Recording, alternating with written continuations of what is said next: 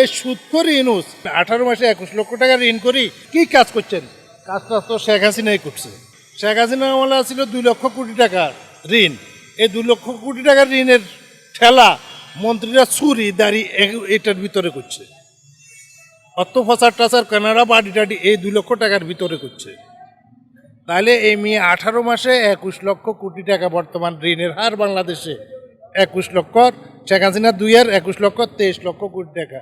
তাহলে আপনি 18 মাসে 21 লক্ষ টাকা ঋণ করি 21 কি কাজ করছেন?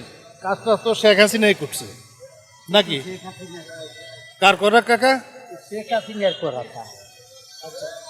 এখন আমার কথা হলো, কেন ইউনূসকে আপনারা এই দেশে সরকার বানাইলেন? ইউনূস কি করছে?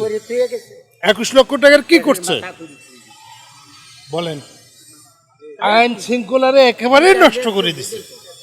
তাহলে আপনি ওয়াকার সাহেব সময় নিতে পারতেন, আপনারা সময় দিত না? সবাই দিত।